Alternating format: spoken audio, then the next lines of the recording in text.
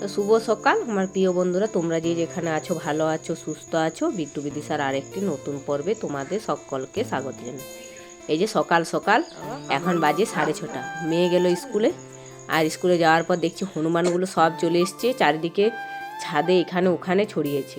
আর এই যে এখানে একটা রুটি রেখেছিলাম, বাসি রুটি ছিল বাইরে, মুরগিকে দেবো বলে, তো বানরটাতে নিয়ে চলে গেলো হনুমানে। তো যাই হোক, কেউ তো খেলো। তো ওই যে বসে বসে খেলো হনুমানটা। সকাল সকাল আজকে হনুমান দেখেই দিনটা শুরু হলো। ঘুম থেকে উঠেই দেখতে পেলাম বানর চারিদিকে ছিল, অনেকগুলো ছিল।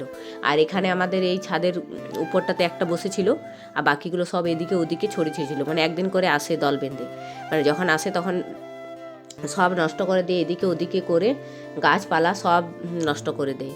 তো এই যে এখন এসেছে, আরও কিছুদিন পর আবার দেখা যাবে। মানে আমাদের গ্রামের মধ্যেই থাকে, কিন্তু যখন একবার করে এদিকে আসে, একবার করে ওদিকে যায়, একবার করে ওদিকে যায়। ওই যে আমাদের পাহাড় আছে না, জয়চণ্ডী পাহাড়, ওই পাহাড়ে প্রচুর পরিমাণে হনুমান থাকে। ওইখান থেকেই আসে, ওখান থেকে আসে কিছু, তারপরে আমাদের গ্রামেও থেকে যায়।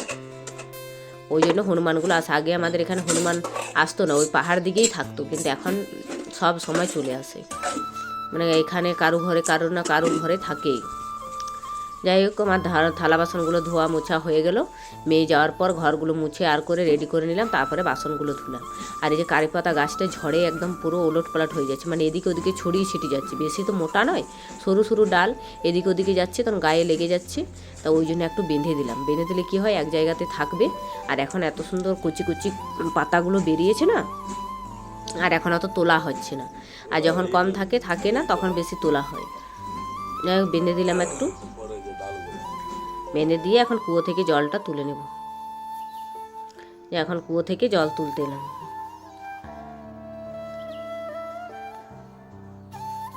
আর প্রতিদিন বৃষ্টি এখন তো শুরু হয়ে যাচ্ছে, প্রত্যেক দিন বৃষ্টি, প্রতিদিন। কবার এখন জলটা তুলে নেব, ভোরে একবারে রেখে দেব, তাহলে সারাদিন তুলতে হবে না। সারাদিন তো তুলতে হয়, এমনি ধোয়া মোছা ওগুলো করার জন্য তো তুলতে হবেই।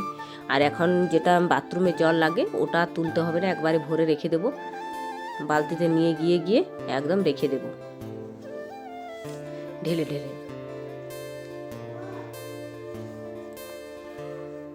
যে দুবার তিনবার দিয়ে এলাম, এখন আরেকবার দেবো, তাহলে হয়ে যাবে। এই যে বড় বালতিগুলোতে নিয়ে গিয়ে আরও ওখানে বাথরুমের ভিতরে বড় বালতি আছে, ওখানে ঢেলে দেবো।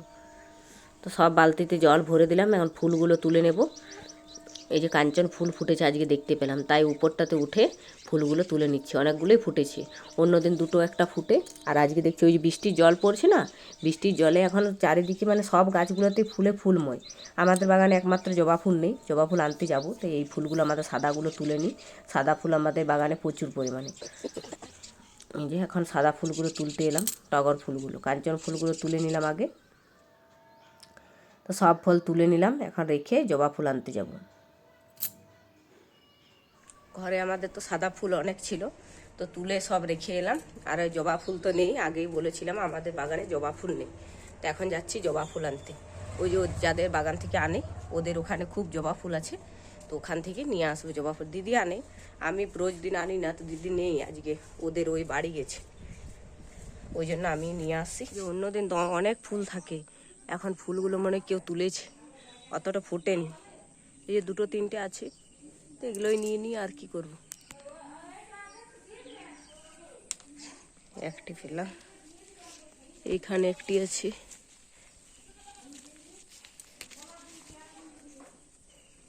এইখানে একটি আছে,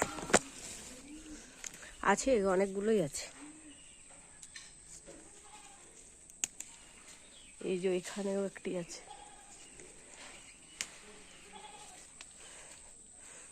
এখানে রাখলাম।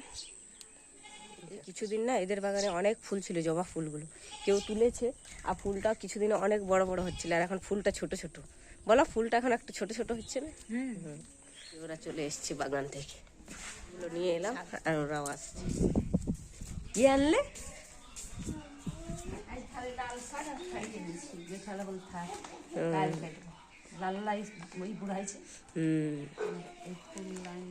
যে ফুলগুলো তুলে রেখে দিদিও এলো, ওদের বাড়ি গিয়েছিল ওই যে শাক আনতে, ওদের শাক ছিল ওখানে, খাড়া ডাটা শাক সবই ছিল। তো ওগুলো নিয়ে এলো, বললো গাছটা কাটবো। তো এসেই দেখছি গাছটা কেটে দিদি কাটলো। আমি কাটতে পারি না, ওই কাটে, আমি এদিকে কুড়িয়ে নিচ্ছি, ডাটাগুলো সব কুড়িয়ে কুড়িয়ে রাখছি, সবাইকে দিয়ে দেবো। মানে যত গাছ ছিল তো সব গাছগুলো আগে বাগানের গাছটা কেটে শেষ করেছিলাম, সজনে ডাঁটা। আর এই গাছটা তো কদিন ধরে কাটছি, আর একটা ডাল ছিলই, ওই ডালটা আজকে কেটে একদম মানে শেষ করে দিল, আর নেই, যা ছিল সব আজকেই শেষ।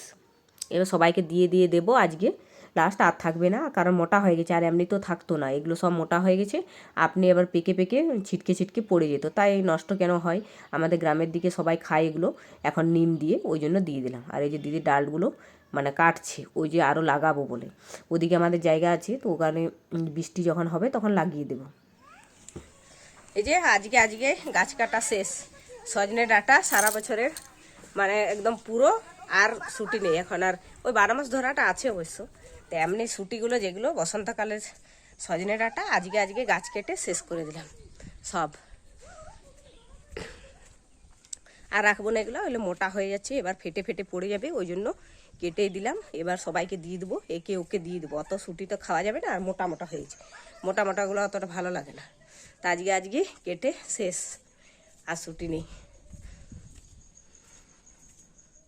স্নান করে চলে এলাম, স্নান করে এসে পুজো দেওয়া মুড়ি খাওয়া সব কমপ্লিট হয়ে গেছে। এখন বাসনগুলো নিয়ে এসেছিলাম, বাসনগুলো এখন একটু গুছিয়ে নেব, কারণ বাসনগুলো না গুছিয়ে নিলে ওখানে মানে মশলা তৈরি করি, তো শিলটা আমার ওখানেই থাকে, জল পড়ে যায়, ওই জন্য বাসনগুলো আগে ঢুকিয়ে নিলাম।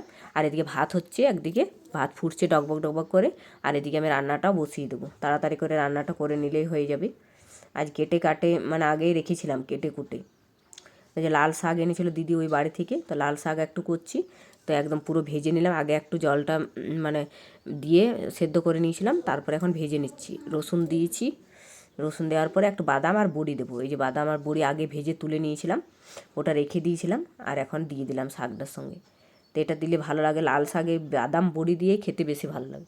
আর এই যে ডিমের অমলেট, এখানে 3টে ডিম ছিল, একদম মোটা করে করে দিয়েছি, ডিমগুলো নষ্ট হয়ে যাচ্ছে গরমের দিন তো, আর আমাদের ডিম কিনতে হয় না, ডিম আমাদের হাঁসে মুরগিতে যা দেয় ওগুলোই খাওয়া হয়। 3টা ডিম একসাথে ভেজে দিলাম, অনেকটা মোটা হয়েছে, তো মোটাটা অনেকক্ষণ ধরে ভেজে দিয়েছি, ভালোই লাগবে খেতে। তো নামিয়ে নিলাম, তো সব রান্নাবান্না কমপ্লিট, যে সব রান্নাবান্না কমপ্লিট। এই যে মাছ ভাজা ছিল কালকে 3টে, ওগুলো রেখে দিয়েছিলাম, ওগুলো আছে, টমেটো পুড়িয়ে দিয়েছি, আর লাল শাক ভাজা, আর ডিমের অমলেট, আর একটু কুলের চাটনি করেছিলাম। তো সব রান্নাবান্না কমপ্লিট, এখন খাওয়া দাওয়া করে নেব, সবাইকে খেতে দিয়ে দেবো। আর এই যে একটু শুক্তোও করেছিলাম, অনেকগুলোই রান্না হয়েছে, কিন্দুরি ভেজেছিলাম, আমাদের রান্নাবান্না সবজি অনেকগুলোই হয়। মানে লাইভে করছিলাম, লাইভে ছিলাম, তো রোজ একই রকম শুরু হয়ে যাচ্ছে, 3:30 2টো বাজলে 2টোর পর থেকে মেঘ শুরু হয়ে যাচ্ছে, মেঘ জল ঝড় একদম প্রচণ্ড পরিমাণে, এত ঝড় দিল সব গাছপালা একদম নইয়ে নইয়ে দিচ্ছে। তাও আজকে বৃষ্টিটা এসে তাড়াতাড়ি ছাড়িয়ে দিয়েছে, অন্যদিন তো এত বৃষ্টি পড়ে মানে সন্ধে পর্যন্ত বৃষ্টি হতেই থাকে, ছাড়াবার নামেই থাকে না, আর আজকে বৃষ্টিটা হয়ে তা থামিয়ে গিয়েছে। আর কিন্তু এত বৃষ্টি পড়ছে আর এত ঝড় জল প্রতিদিন শুরু হয়ে যাচ্ছে, 3টে বাজলেই